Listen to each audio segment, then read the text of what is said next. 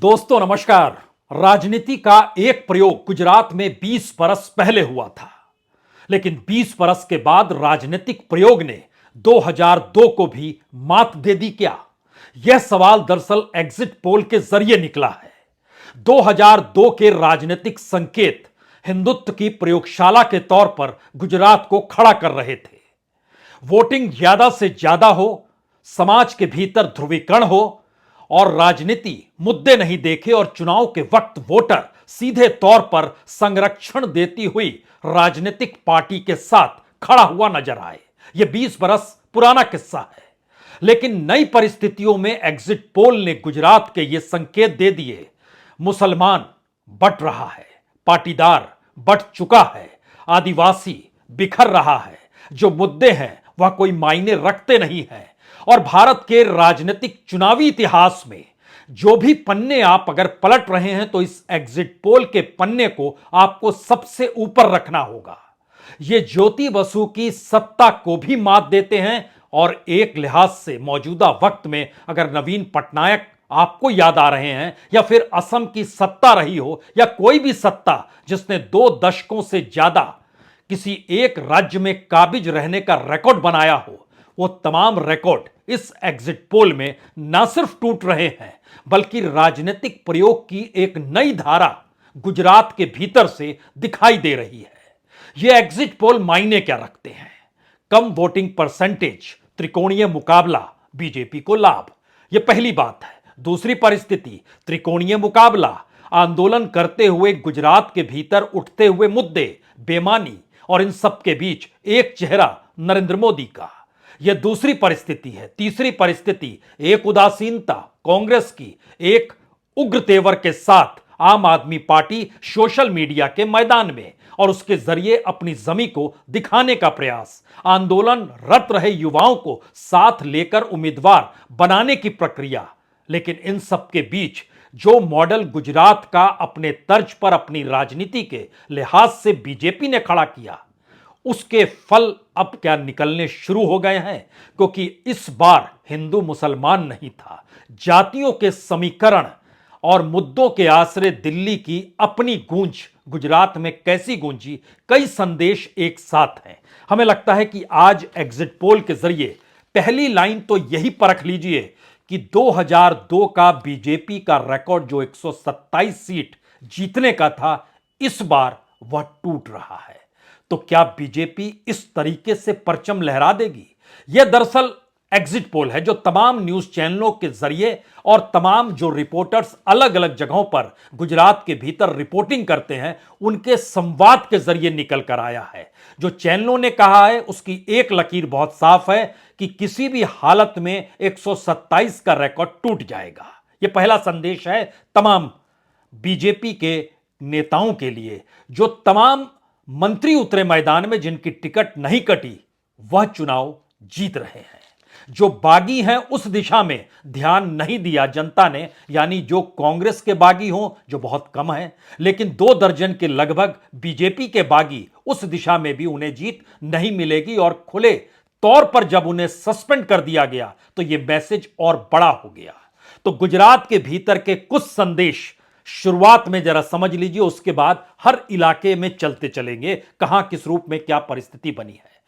आम आदमी पार्टी ने कांग्रेस के वोट बैंक में जबरदस्त तरीके से न सिर्फ सेंध लगाई, बल्कि आम आदमी पार्टी को जो भी वोट मिले वह सीधे सीधे कांग्रेस के वोट बैंक से खिसक कर आम आदमी पार्टी के हिस्से में चले गए। इसका असर बीजेपी पर यह हुआ कि उसकी जो वोट की प्रतिशत थी पिछले चुनाव की तुलना में, उसमें मैक्सिमम 1 से 2% की ही कमी आई, इससे ज्यादा कमी नहीं आई। लेकिन 10 से 15% की कमी कांग्रेस के वोट बैंक में आ गई और यही वोट बैंक शिफ्ट होकर आम आदमी पार्टी के पास चला गया। जो खेल होना था हो गया। यह पहला संदेश, यानी बीजेपी को सिर्फ 1 से 2% के वोट का घाटा त्रिकोणीय मुकाबले के तहत, जो इससे पहले के 27 बरस में कभी नहीं हुआ था, पहली बार हुआ। कांग्रेस को 10 से 15% वोट का घाटा सीट वाइज अगर परखना शुरू कीजिएगा, कुछ जगहों पर यह घाटा 22 से 25% तक हुआ है और कुछ जगहों पर न्यूनतम घाटा 5% तक हुआ है। यह एक परिस्थिति है जो कांग्रेस की परिस्थिति रही। इसमें जब आप सिलसिलेवार तरीके से अगर अलग अलग क्षेत्रों में आइएगा तो जरा कल्पना कीजिए 2002 के राजनीतिक प्रयोग, हिंदुत्व की प्रयोगशाला जो भी कह लीजिए, उसका असर भी सौराष्ट्र और कच्छ में नहीं पड़ा था और कांग्रेस उस वक्त भी सबसे ज्यादा सीटें जो जीत के आई थी वो सौराष्ट्र और कच्छ के इलाके से ही जीती थी। लेकिन इस बार सौराष्ट्र और कच्छ के इलाके में बीजेपी का परचम इस एग्जिट पोल में लहरा रहा है।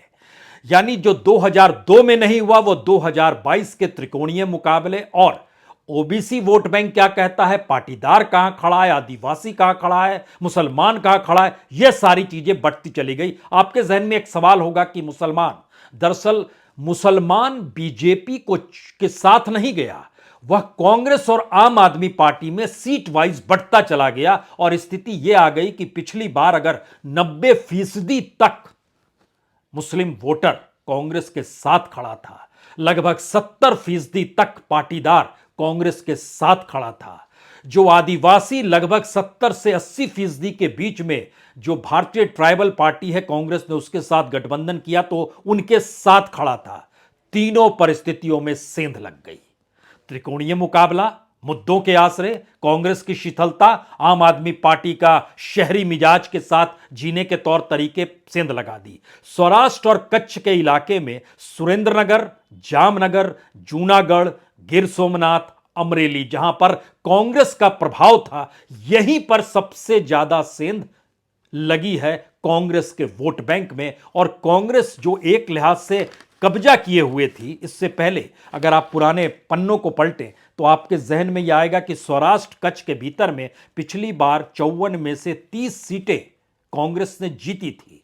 इस बार एक झटके में जो नाम हमने लिए वह सीट निकलकर 15 से आगे नहीं बढ़ रही है एग्जिट पोल में।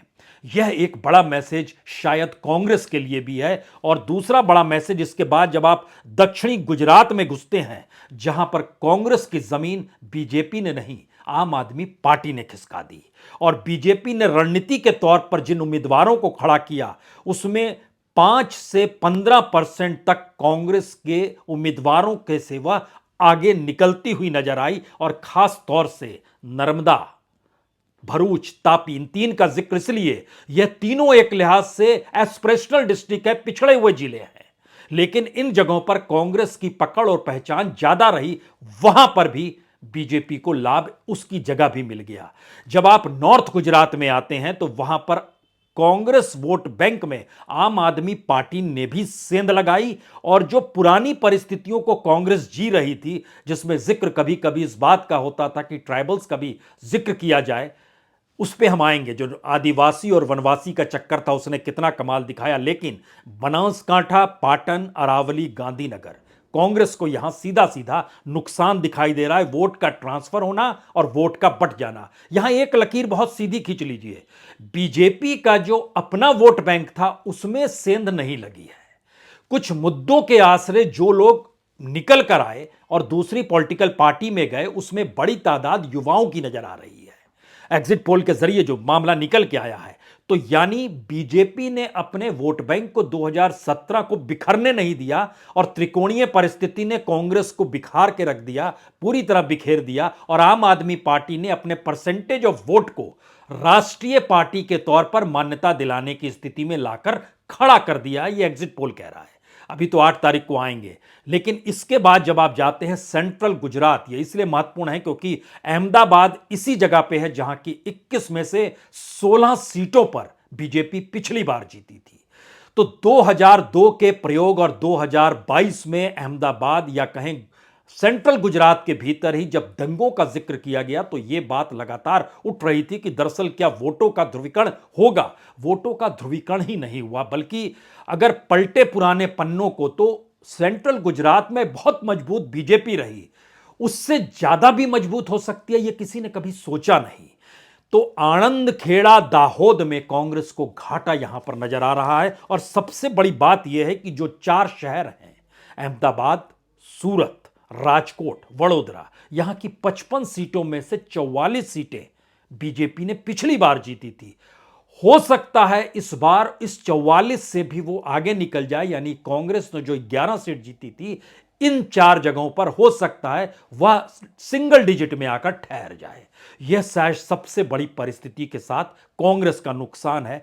इसमें एक हिस्सा हमको लगता है, इससे पहले दूसरी जगह जाएं और बताएं, उसमें ट्राइबल्स का जिक्र यहां बहुत जरूरी है, क्योंकि ट्राइबल की परिस्थिति में इस बात का जिक्र था कि जब राहुल गांधी ने एक ही दिन सभा की, 2 सभाएं की, लेकिन उसमें आदिवासियों का जिक्र किया और कहा कि बीजेपी वनवासी कहती है, लेकिन जो ट्रेंड नजर आया आदिवासी में भी और ट्राइबल पार्टी का पिछली बार जो वर्धस्त था और वहां पर पाटीदारों की जो मौजूदगी थी और मुद्दे जिस लिहाज से 2017 में चल रहे थे, एग्जिट पोल के भीतर के मुद्दे बतलाते हैं कि नहीं, इस बार वो बिखर गए। और बिखरने का असर यह हुआ कि ट्राइबल पार्टी के भीतर भी दरअसल राष्ट्रपति द्रौपदी मुर्मू को बनाना, यह आवाज भी वहां तक पहुंच जाएगी और उसके बाद यह गूंज सुनाई देगी कि आदिवासियों को लेकर बीजेपी राजनीतिक तौर पर और वनवासी के जरिए आरएसएस ग्रामीण इलाकों में और आदिवासियों के भीतर जो पैठ कर चुका है, उसे एक भाषण से नहीं तोड़ा जा सकता है और इतनी जल्दबाजी से वोटर शिफ्ट भी नहीं होता है। शायद इसीलिए आदिवासियों की सीट को अगर दो पिछली बार देखिएगा, जो 27 सीट आती है उसमें एक एक सीट को भी अगर आप परखना शुरू कीजिएगा, उसकी लिस्ट भी हमारी टीम ने बनाई है कि दरअसल किस तरीके से आदिवासी के इलाकों में तापी का इलाका है, वलसाड़ का इलाका है, डांग का इलाका है, नवसारी का इलाका है, भरूच का इलाका है। भरूच में तो एक ही सीट बीजेपी के पिछली बार जो बीटीपी ने जीती थी, बीटीपी ने पिता और बेटे दोनों ने जीती थी, जो एक देदियापाड़ा जो नर्मदा में आता है और दूसरा भरूच जागड़िया में छोटा भाई वसावा और उनके बेटे महेश भाई वसावा जो थे, इन दोनों ने सीट जीती थी। लेकिन इस बार जो मुकाबला बिखरते चला गया और एकजुटता दिखाई नहीं दी, उसने आदिवासी सीटों पर भी सेंध लगा दी। दाहोद में ही कांग्रेस पिछली बार 3 सीट ट्राइबल्स की जीत गई थी, इसमें इस बार वह 3 जीत पाएगी, यह भी एक असंभव सी परिस्थिति है। यही स्थिति आप बनासकांठा में देखिए, तो जहां से कांति भाई का जिक्र हो रहा था, उनकी मजबूती के मद्देनजर ही जो दांता की सीट है वहां पर कल रात उन पे हमला हो गया, इस बात का भी जिक्र हुआ। कांग्रेस ने पूरी जोर लगा दी कि कोई मैसेज आदिवासियों से यह ना जाए कि इस जगह पर कांग्रेस की पैठ है, यानी पारंपरिक वोट बैंक जो कांग्रेस के साथ था, वहां पर सेंध कैसे लगाई जाए, इसके लिए रैलियां भी की गई। आदिवासी के स्वयंसेवक, आदिवासियों के भीतर स्वयंसेवक भी घुसे। और ध्यान दीजिए तो 2 जगह खास तौर से जामनगर का इलाका है, राजकोट का इलाका, प्रधानमंत्री 2-2 बार रैली करने पहुंचे। सामान्य तौर पर वो जाते नहीं हैं। तापी के व्यारा में कांग्रेस जीती थी, निजर में कांग्रेस जीती थी। इस बार हालांकि 23 और 24 हजार वोटों से ज्यादा जीती थी, लेकिन इस बार स्थिति थोड़ी सी नाजुक दिखाई दे रही है ट्राइबल्स के इलाके में भी। अब यहां से असल खेल शुरू होता है कि अगर इन स्थितियों में जो जिक्र हो रहा था कि हार्दिक पटेल यहां शिफ्ट कर गए, तो क्या पाटीदार भी शिफ्ट कर जाएंगे?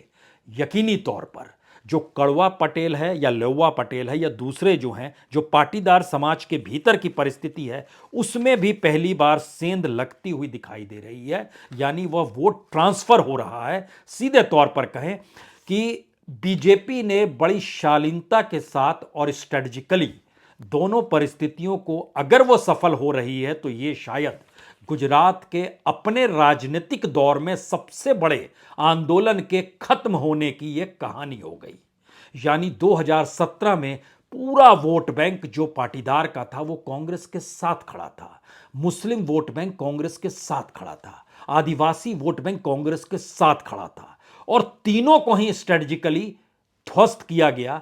आम आदमी पार्टी की एंट्री और बीजेपी की अपनी रणनीति जो भी रही, जिस रूप में रही, इसने मैसेज दिया। और इसमें एक छौंक का काम कांग्रेस की शालीन प्रचार शैली ने किया, जिसमें उसे लगता रहा कि शायद चुनाव जीतने में कोई हुड़दंग नहीं करनी है, हल्ला शोर नहीं मचाना है, किसी चेहरे को सामने नहीं लाना है और जातियों के समीकरण में फंसना नहीं है, तो कोई चेहरा भी सामने लाना नहीं है कि दरअसल हमारा मुख्यमंत्री ये है। इसने बड़ी नाजुक परिस्थिति कांग्रेस को लेकर गुजरात के भीतर खड़ी कर दी। यानी एग्जिट पोल यह कहता है कि 3 दशक से ज्यादा बीजेपी की सत्ता गुजरात में रहेगी। और इस तरीके से आजादी के बाद की स्थिति को देखिए तो यह वाकई हैरत की स्थिति है। इसमें आपको पश्चिम बंगाल का राजनीतिक प्रयोग वामपंथियों के जरिए नजर आ सकता है, लेकिन मौजूदा वक्त में एक नई राजनीति जिसमें मुद्दे सारे गौण कैसे हो जाते हैं और जो राजनीतिक तिकड़में होती हैं और जो गठजोड़ होते हैं और सामने किसको किस रूप में खड़ा किया जाए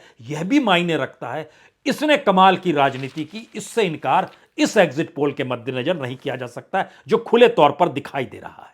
अब यहां पर एक चीज हम इसको आगे बढ़ाएं, इससे पहले हमारी टीम ने बताया कि भाई आप सारी चीज़ों को मैसेज कन्वे कीजिए कि किस रूप में क्या। आज तक जो है उसने सबसे ज़्यादा सीटें दे दी हैं और ये लगभग आज तक कह रहा है कि लगभग 130 से 150 के लगभग सीट भी आ सकती है बीजेपी की, जो मैक्सिमम है एक लिहाज से। गुजरात के भीतर में 131 से 151 की सीट उसने दी है।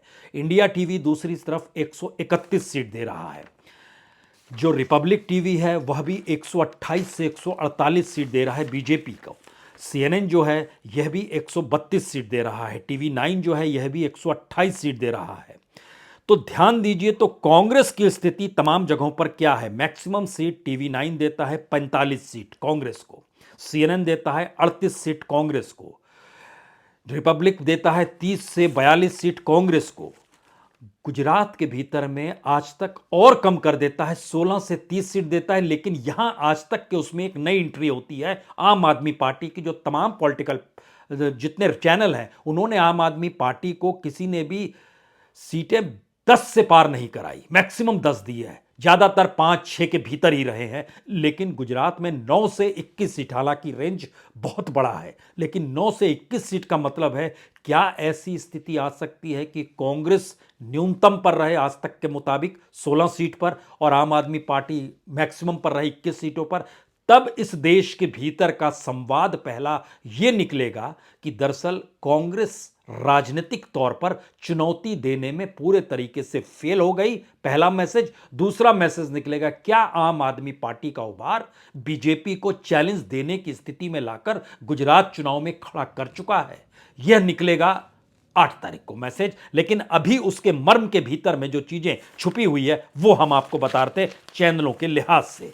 अब इसके बाद चलिए जिन इलाकों में खास तौर से जो बड़ा महत्वपूर्ण है, जो हम सौराष्ट्र और कच्छ से इसलिए शुरुआत कर रहे हैं क्योंकि यहां पर सबसे ज्यादा सीटें, 30 सीट जीतने वाली कांग्रेस एग्जिट पोल में अगर बताती है तो जरा कल्पना कीजिए, अमरेली में एक छत्र राज्य था वह टूट रहा है, गिर सोमनाथ में एक छत्र राज्य कांग्रेस का वह टूट रहा है, जूनागढ़ में भी लगभग 90% तक उसका प्रभाव वह भी टूटता हुआ दिखाई दे रहा है, सुरेंद्र नगर में टूट रहा है, मोरबी में भी बीजेपी की एंट्री जीत के साथ हो रही है। अगर 2017 में आप चले जाइएगा तो तीनों सीट कांग्रेस ने जीती थी।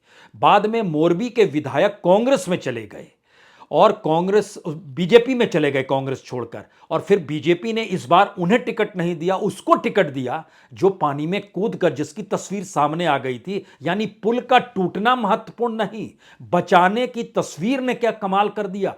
यह एक नई परिस्थिति है। यानी मुद्दों के आसरे गुजरात को अगर टटोलना शुरू कीजिएगा तो मोरबी से बड़ी घटना इलेक्शन से ठीक पहले किसी भी राज्य में चुनाव को पूरा उलटने की ताकत रखती है। लेकिन यह फेल क्यों हो गया। यह ठीक वैसी घटना है जिस बात का जिक्र यहां पर उत्तर प्रदेश का भी करना चाहिए, जब किसानों को जीप से कुचल दिया गया था। उस मुद्दे को राजनीतिक तौर पर लाभ किस रूप में विपक्ष को मिले, इसकी पूरी जद्दोजहद हर पॉलिटिकल पार्टी ने की। लेकिन चुनाव के समय चीजें उलट क्यों जाती हैं। क्या ऐसे मुद्दे काम नहीं करते हैं, या बीजेपी जिस मैकेनिज्म से काम करती है वो मैकेनिज्म मुद्दों को खुद ब खुद दबा देता है और कहता है डेमोक्रेसी यही है। हो सकता है, क्योंकि गुजरात के भीतर के 4 मुद्दे, पहला मुद्दा महिलाओं के साथ महंगाई को लेकर था, लेकिन एग्जिट पोल जो तमाम चैनलों ने किया उसके भीतर की रिपोर्टें बतलाती हैं कि महिलाएं जो वोट डाल रही थी वो बिखरी जरूर, लेकिन 56% बीजेपी के साथ ही रही, 44% दाएं बाएं देख रही थी,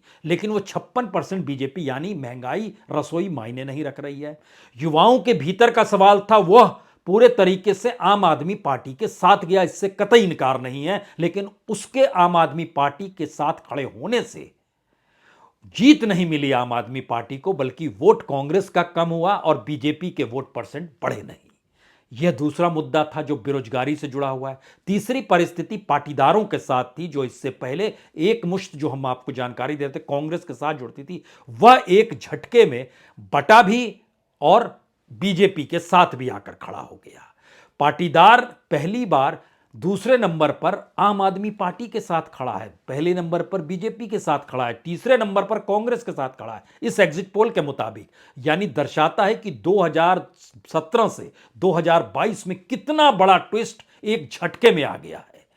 इन परिस्थितियों के भीतर मुस्लिम खुले तौर पर बटे और 50-40 के रेशियो में बटे हैं, यानी 40% एक लिहाज से सीट वाइज देखेंगे, खासतौर से सूरत के इलाके में जहां पर वर्चस्व है, राजकोट के कुछ इलाकों में, कुछ अहमदाबाद के इर्द गिर्द, यानी जो खासतौर से सेंट्रल गुजरात के हिस्से में जिन सीटों पर। लेकिन इस पूरी प्रक्रिया के भीतर देखिए, जब मुस्लिमों का जिक्र हो रहा है तो AIMIM का जिक्र नहीं हो रहा है, क्योंकि AIMIM जो है उसने स्ट्रेटेजिकली जिन सीटों पर खड़ा किया मुस्लिम उम्मीदवारों को लेकर, वह जीत से ज्यादा क्या वोट को बांटने की परिस्थिति में ले जा रहा था। और आम आदमी पार्टी से उम्मीद और आस ऐसी बढ़ गई कि हम वोट देंगे तो जीत जाएगी। ये सारी चीजें गुजरात के भीतर इस एग्जिट पोल में उभर कर आई। जो आखिरी बात है, आखिरी बात में 10 जिलों का हम नाम लेने जा रहे हैं। इन 10 जिलों के भीतर कांग्रेस को सबसे ज्यादा जो नुकसान हुआ है, सौराष्ट्र कच्छ के अलावे जो 10 जिले हैं, उन 10 जिलों में पहला जिला निकल कर आता है, खास तौर से ये है बनासकांठा का इलाका, दूसरा है पाटन का इलाका, तीसरा है अरावली का इलाका, चौथा है गांधीनगर भी, जहां पर 5 में से 3 सीटें जीती थी। उसके बाद जो साउथ गुजरात के इलाके हैं उसमें तापी का इलाका और वलसाड़ तो इससे पहले भी उस रूप में नहीं था, लेकिन भरूच में मौजूदगी थी, नर्मदा में मौजूदगी थी, उसमें सेंध लग रही है। और जो सेंट्रल गुजरात का इलाका है उसमें खास तौर से अहमदाबाद में जो और खेड़ा में जो सीट थी, वह भी क्या वो गंवा देगी।